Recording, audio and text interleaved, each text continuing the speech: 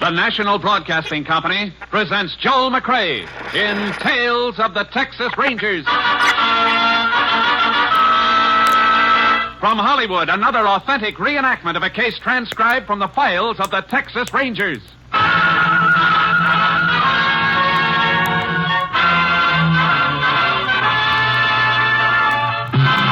Tales of the Texas Rangers, starring Joel McCrea as Ranger Jace Pearson. Texas, more than 260,000 square miles, and 50 men who make up the most famous and oldest law enforcement body in North America.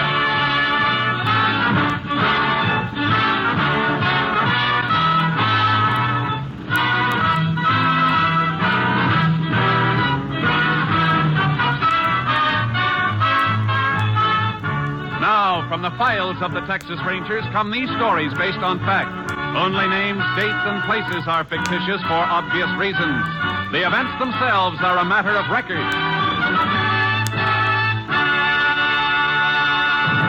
Case for tonight, the blow-off.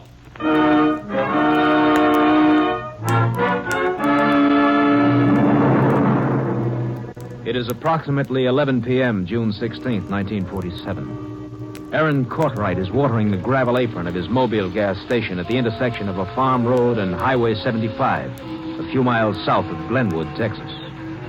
A car drives up to the pump. Yeah, howdy, folks. Howdy. Fill her up. You betcha. Hey, you got a telephone here? Yep, over in the office there. Better try that call again, Belle. Okay. Yeah, just take me a second to coil up this hose, and I'll be right with you. Yeah, pretty nice, ain't it? Yeah, sure is. Yeah, there we are. Fill her up, you say? Yeah, with special. Oh, sorry, mister. Truck busted the handle off the hand pump on the special. Regular be all right? Well, I got no choice, have I? My car's about empty. Taking kind of a chance, weren't you? Why, what do you mean? Yeah, it's about to close up. Next station is better than 30 miles away you're heading. Well, we made it. That's what counts. Look, can't you hurry it up? Oh, sure, mister. Hey, what's she doing in there? Hey, you get away from that cash drawer. Never mind her. Just hope this gun don't blow your head off. Now shove that nozzle into the tank. You ain't getting my money, you old fool. Hey, you kill you with a whole nozzle. Blame right, I will. Yeah, it ain't me that's getting killed. Get to the car, quick.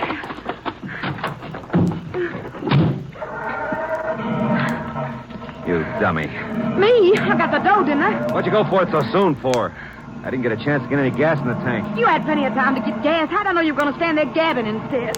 Now what do we do? Try to make it through the next station. What a spot, Duke Bishop, the smart operator. Shut up. Will you? That don't help. I'll think of something.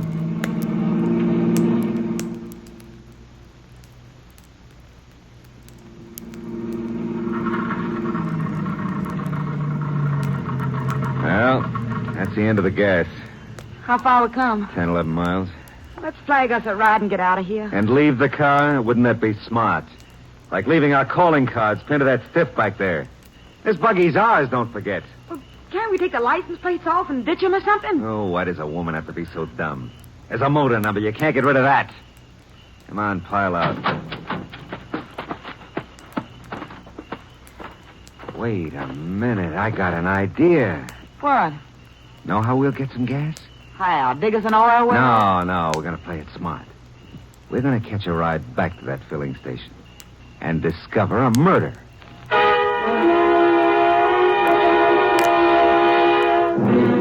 Sure appreciate the ride.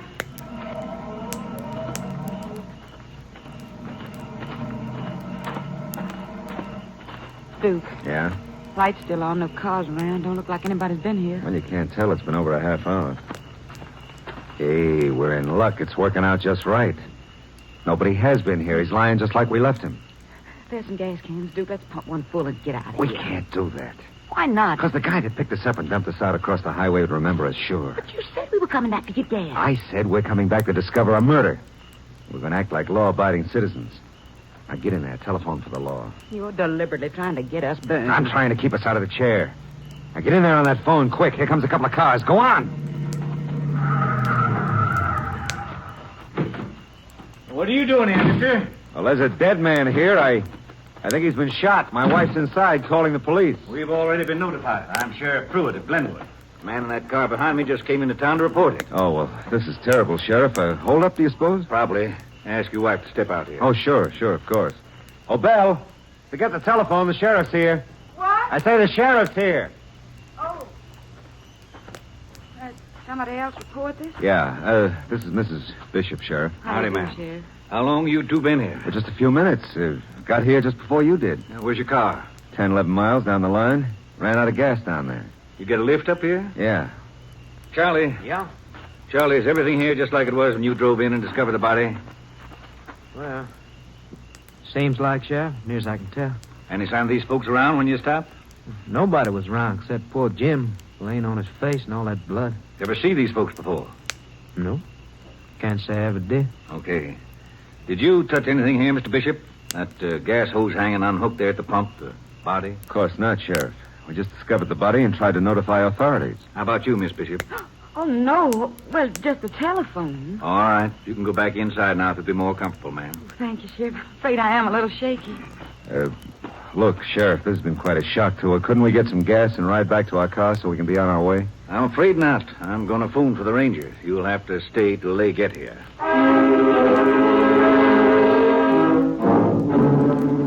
In response to Sheriff Pruitt's call, Ranger Jace Pearson was assigned to the case. Within 2 hours, he had carefully gone over the available information and evidence.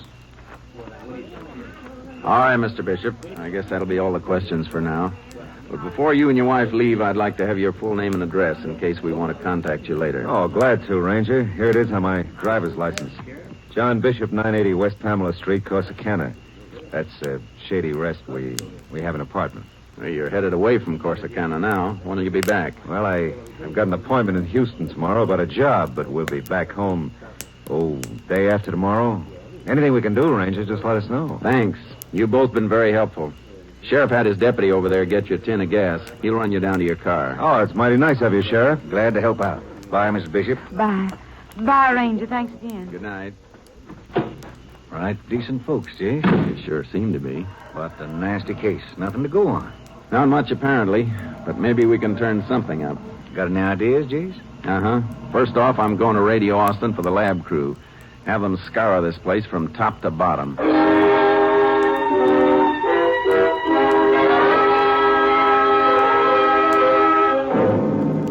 The lab crew went over Jim Courtwright's station with a fine-tooth comb. While I waited for the lab report, I spent most of the next day searching the area for someone who might have seen a car or suspicious action near the station the night before. I drew a complete blank and went back to the sheriff's office. Hi, Sheriff. Oh, hello, Jace. Thought you were never coming back. Find anything? No, nobody seems to have been traveling Highway 75 last night. Lab boys didn't hit any jackpot either. Here's their report. Just came in. Lab figures like we did that there was quite a scuffle before the shots were fired, but it don't mean much. No. But something in this fingerprint report might. You mean those matching prints found on the telephone receiver in the cash drawer? Uh-huh. Austin didn't have any record on whoever made them, so what good does that do? The report says they were fresh. These prints don't match the ones taken from the body, so they aren't Courtwright's. Hey, wait a minute, Sheriff. When you arrived at Courtwright's station, Mrs. Bishop was at the telephone, wasn't she? Yeah, she was trying to call me. Well, then she was the last person to use the phone before those prints were pulled. Well, do you suppose that's her print on the phone? If it is, I'd sure like to know what its duplicate was doing on Courtwright's cash drawer. Yeah. And Bishop said himself he was on his way down to Houston to see about a job. If he was unemployed and broke, well, that'd sure be a motive. I think we'd better run up to Corsicana tomorrow and sort of welcome Mr. and Mrs. Bishop when they get back from Houston.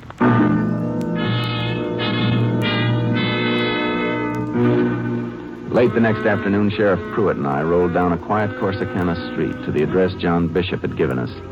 Shady Rest turned out to be a shabby rooming house set next to a wide, weed-grown lot. I'll buy you a new Winchester if this deal pans out, Jace. Let's hope it costs you, Sheriff.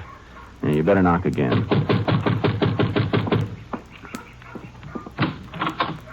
Yes? Good afternoon, ma'am. This is Sheriff Pruitt of Glenwood, and I'm Ranger Pearson. Well, howdy. I'm Ethel Hastings. Miss Ethel Hastings. I'm the owner here. How do you do, Miss Hastings? I wonder if you could give us a little information. Well, maybe. What you want to know? We understand Mr. and Mrs. John Bishop are due back from Houston this afternoon. We were wondering if they've arrived yet. You mean Duke and Belle Bishop? Huh. They have not arrived, and they're not going to. What makes you so sure? Because I evicted them, that's what. Evicted them? When? Day before yesterday morning. Well, that's the morning of the same day the Courtright thing took place, Jace. Yeah. Why were they evicted, ma'am? Well, I'm patient, and I'm long-suffering. But I'm a woman alone in this world, and I have to look out for my own interests. That pair's been living off me half the winter and all spring, and there just had to be an end to it. Non-payment of rent, eh? Would you say they were broke? Well, if they wasn't, they sure had it hid good. Any idea where they were going? To perdition. I'll guarantee that, the way the two of them lolled around all the time, drinking and turning down offers for honest work. Well, what I meant was, did they leave a forwarding address? No, but they'll be sending me one as soon as they locate. You can count on that. Well, you seem pretty sure, ma'am. I am. They only had one thing of any value. Beat-up old trunk that they tried to sneak out to their car. The way they hollered when I locked it up for the back rent, it must be worth something. I told them they could send for it when they had my money. You mind if we look at this trunk? Well, now I don't want to do nothing wrong. But with the law with me, I guess it'd be all right, wouldn't it? I think so, Miss Hastings. Well, then come right this way with me. What model rifle you want, Jace? Looks like I might be buying you one. Just be dying to look at this trunk myself. What in the world those two could have that was that valuable? Now, it's right in the storeroom here. That's it. Right there. Open her up, Sheriff. Let's see what's inside. There's nothing in the trunk except something wrapped in that old shirt. Let's see what it is. Oh! God! Can you beat that? Oh! Cover it up, quick! Get it out of here! Get it out of here! Oh, now calm yourself, ma'am. It isn't what it looks like. It looks like a jug of alcohol to me with a baby in it. A baby with two heads. Oh, my heart. My heart, where's my medicine? I gotta have my medicine. Now, easy, ma'am. You're all right. That's a sideshow gadget. Just a rubber doll made to look like the real thing. You mean it's a fake, Jace? Sure, I've seen them in theatrical supply house catalogs. All sorts and sizes. Mummies, too. Fake! Well, I might have known it. Anything that pair had to be no good. I suppose it don't have much value, does it, Ranger? Do you? I'm afraid not. Not unless you want to join a sideshow. Sideshow? Ranger, I'll have you to know I'm a respectable woman. And you've been a very helpful one, too, Miss Hastings. Thanks. Come on, Sheriff. That bottle was the blamedest thing I ever saw, Jace. What do you suppose the bishops had it for? I bet they wish they had it now. You in the mood for a few days of traveling? Anything that'll bring us up with the bishops. Good thing we know where to start looking for them. Do we, Jace? Living in a cheap rooming house, running out of money towards spring, refusing jobs, that faked-up exhibit they tried to sneak out with them. Sheriff, you and I are going hunting for carnivals.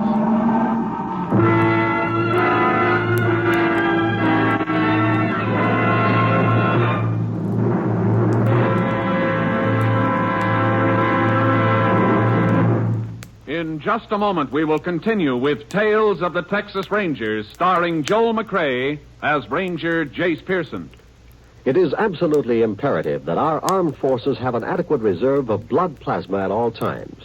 The only answer to this crisis is you, the American people, who have never failed in such an emergency. The Department of Defense urges every one of us to contribute blood plasma. Blood cannot be manufactured or cultivated. It must be given by human beings to save a life. Make an appointment right away to donate a pint of your blood. Then, know in your heart that you have saved a life. We continue now with Tales of the Texas Rangers, and tonight's case, The Blow-Off, an authentic story from the files of the Texas Rangers.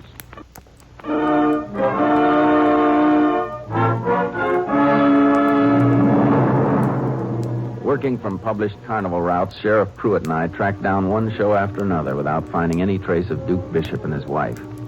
No showman's organization had ever heard of them. We were beginning to lose hope by the time we arrived at Rocky Pass, where a carnival company was working the annual Rocky County Fair. Golly, Jace, did you ever see such a jam? Carnivals are fun, Sheriff. That's what they're for. Well, personally, I'm about fed up with them. And it looks like we're going to draw a blank here, too. No sign of a two-headed baby. Well, we haven't checked that sideshow over there yet. Another one? Do we have to? They're getting kind of old to me now, too. This looks like a pit layout. Is that good? Well, it'll be the likeliest place for our pair to be working one of those fake baby exhibits. If that's what they went back to. What do you mean, a pit layout, Jace? Pit shows, they call them. A lot of acts and exhibits under one top. One admission for the bunch. They use pits instead of platforms to separate the performers from the audience. What a business. Come on, let's see if this show's got anything to interest us. Extraordinary assemblage of marvels ever gathered together for the edification of mankind. Something of fascinating interest to any and each. Mister. You mean me, Ranger? Mind stepping down here a moment? I'd like to ask you a couple of questions. Instantly, Ranger, forthwith without delay. All right, step right up to the window, folks. The little lady would be happy to take your money. It's only 2 bits, 25 cents, a quarter part of $1. Now, what can I do for you, gentlemen of the law? The sheriff and I are looking for a husband and wife team. We have reason to believe we're working a show like this. Ranger, it's one of the puzzles of my long and checkered career why minions of the law insist upon hounding us hard-working conners. This is the first case I've ever had to investigate in the show business, mister. I hope it's the last. A commendable sentiment, Sheriff. Very commendable. The people we're looking for probably operate some kind of an exhibit of what they claim is a two-headed baby in a jar of alcohol. Hopscotches. Huh? What's that? Hopscotches. Not regular dyed-in-the-wool carnies. Grifters that keep switching from one show to another. They'd be the kind be using that ancient sucker bait. Anything like that with this show? A fake you can order out of a supply house by the dozen with this show? Absolutely not, Ranger. How about in this tent? You got a lot of freaks? Natural phenomena, Sheriff. Wonders of nature. All right. Have you got a two-headed baby in there? Not even a one-headed one. But there are some husband and wife teams. Now, just step over here with me and look them over for yourself. Go ahead, Sheriff. Follow him. You might as well be sure. Yeah, I suppose. Right over here, Ranger. Excuse me, folks, excuse me. Now, Sheriff, we have here Zara, the world's heaviest human body.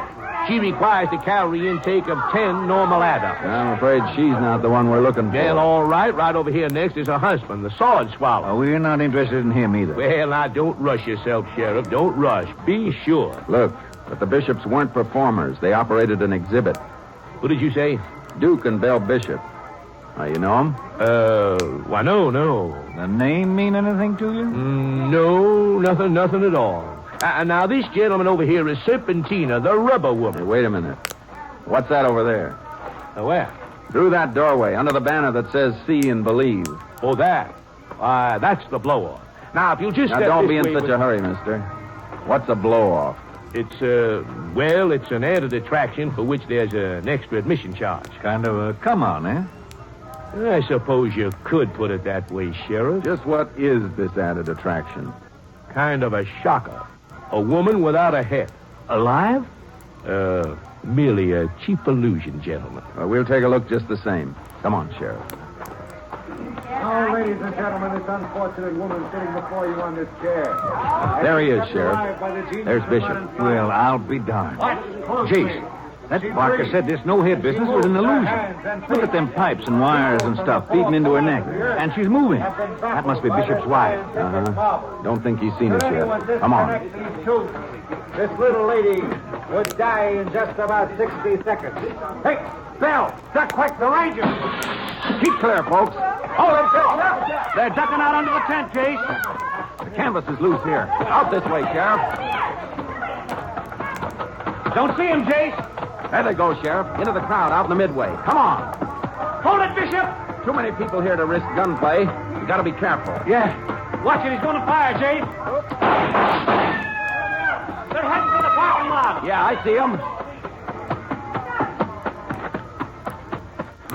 We lost him, Jace. Yeah, they could hide in here all night with so many cars jammed together.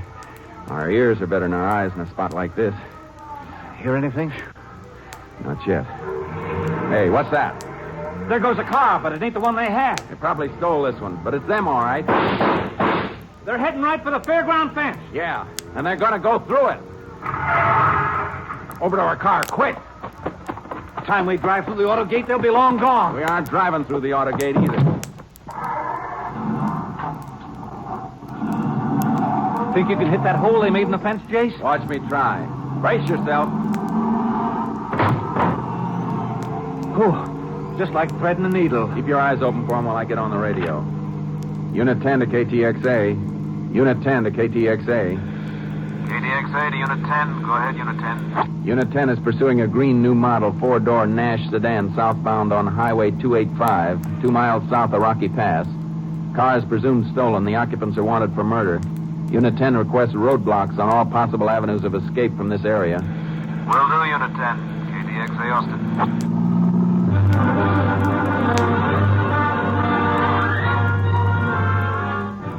Although we drove at top speed, the pursuit ended at a Ranger roadblock 50 miles south of Rocky Pass. Units at the roadblock had not seen the described car, so we knew Duke and Bell Bishop had turned off on some tributary road before they reached the barricade. We turned back on Highway 285 to search for them. There's the farm road I was talking about up ahead, Jace. They could have taken it. Yeah, pretty sparsely settled country out west of here. Let's take a look, Sheriff. Sit tight, Jace. I'll check it. See anything, Sheriff? Well, this looks like it, Jace. Fresh tire tracks. Somebody made an awful fast turn off the highway. Direction of travel is right, too. Maybe our luck's changing, Sheriff. Let's find out.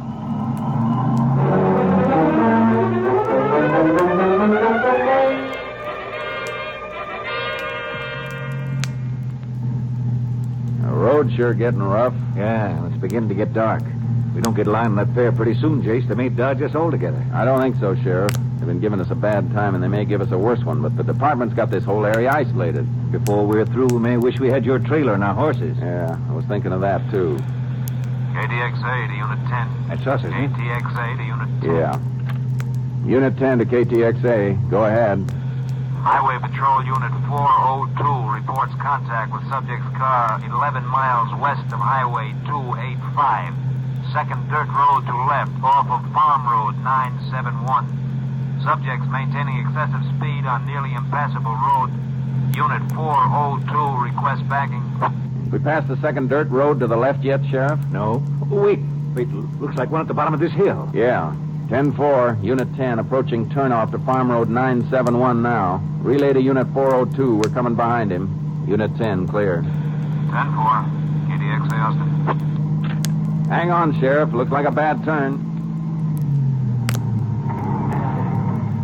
The dust has settled, but you can still smell it in the air. Yeah. The highway patrol car got to be just up ahead. Yeah, and he's right behind Bishop and his wife. How's your shooting eye? Pretty tolerable, Jace. But I could do with a little practice. You're apt to get it. Now, reach my rifle out of the back seat. All right. Get a shot, Sheriff. Try for the tires. If they don't stop then, try for the best target you can get. Okay, Jace. You'll have to smell the dust in the air now. You can see it. Jace, look out. The road is dead ending. Tracks keep right on into the brush. So are we.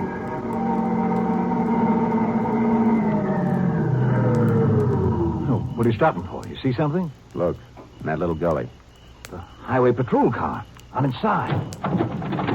Watch yourself, Sheriff. Keep that rifle ready. No sign of the other car. Its tracks keep right on through the brush. Here. Give me a hand with this top door. Gotta get the patrolman out of there. Let me get his feet. Easy now, Sheriff. Lift him out flat. Like he was on a stretcher.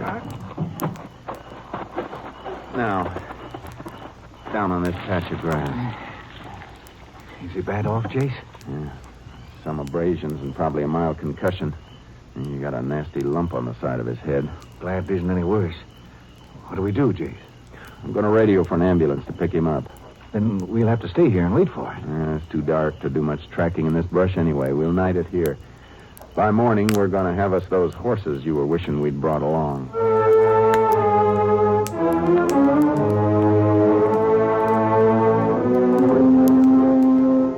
The highway patrolman was not seriously injured. During the night, our horses were towed into us, and by sunrise, the sheriff and I were in the saddle working toward other mounted rangers, closing in on Duke and Bell Bishop from the opposite side. We found their car, and much later in the day, followed their tracks to a small, dilapidated ranch house. Whoa, Sharky. Oh, boy. Yeah, somebody's home there. Smoke's in the chimney. Yeah. But listen, Sheriff. You mean that old cow talking? Yeah. What's it sound like she's saying? She sounds like somebody forgot to milk her this morning. Would a rancher forget something like that? What are you driving at, Jace? Suppose somebody put the rancher out of commission so he couldn't take care of the cow. And a minute ago, I was ready to ride right up to that front door. Yeah, I'll leave the horses here. We'll work the rest of the way on foot. It's going to be ticklish business. If they're in there, they probably got their hands on every gun in the house. I got a hunch they may try to bluff it out till we actually bust in on them. You take the front door. I'll cut around to the back. Whichever way they break, then, we'll have them. We better have a signal so I know when to rush the front, Jace. I'll make you rush if you hear a shot or if I holler. Whichever's first. Right. Good luck. Same to you, Sheriff. We'll both need it.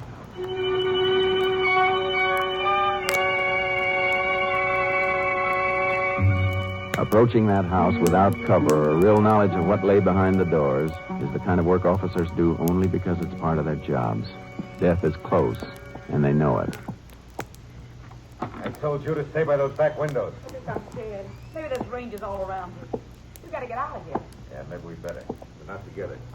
You take the back way. Both of you, stay right where you are. Look out, Sheriff! Come on, out in front with you. No. There. I want to gag you like that couple lying there in the corner. Now, out on the front porch. You hit that, Sheriff? Nick in the arm. Here, you. Get your arms around this porch post. Those cuffs will keep you out of mischief. Bishop pulled up behind that watering trough. Yeah, I'll flush him out. Bishop, I'm giving you a chance. Come out from behind there with your hands up. You hear me? Come and get me, Ranger. Okay, I will.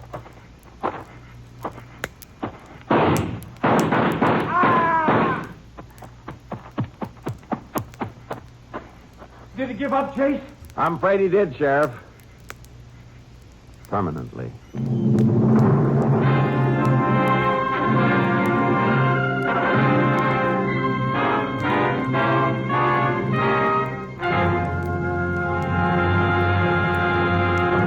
Duly tried in the county courts at Glenwood, Texas, Belle Bishop was found guilty as an accessory in the murder of Jim Courtright.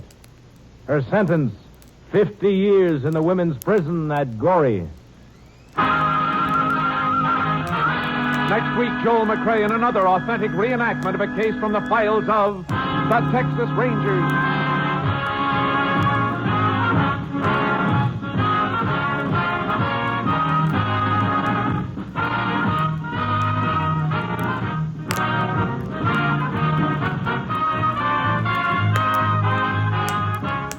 Joel McCrea is currently seen starring in the Universal International Technicolor production Cattle Drive.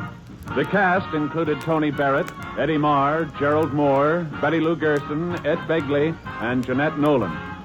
Technical advisor was Captain M.T. Lone Wolf Gonzalez of the Texas Rangers.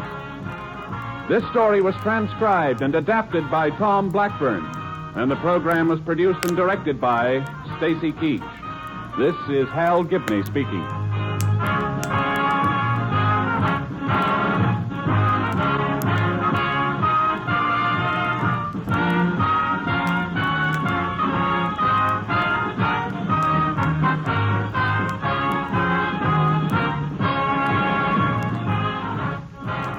It's the Silver Jubilee on NBC.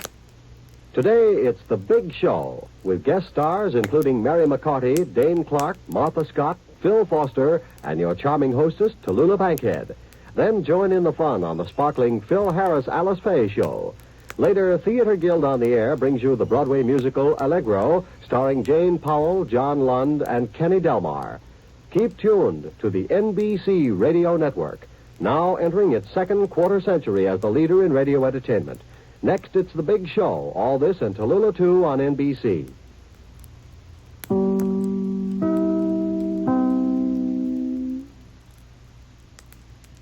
Thank you for tuning in to this episode on PastCast Studios of Tales of the Texas Rangers.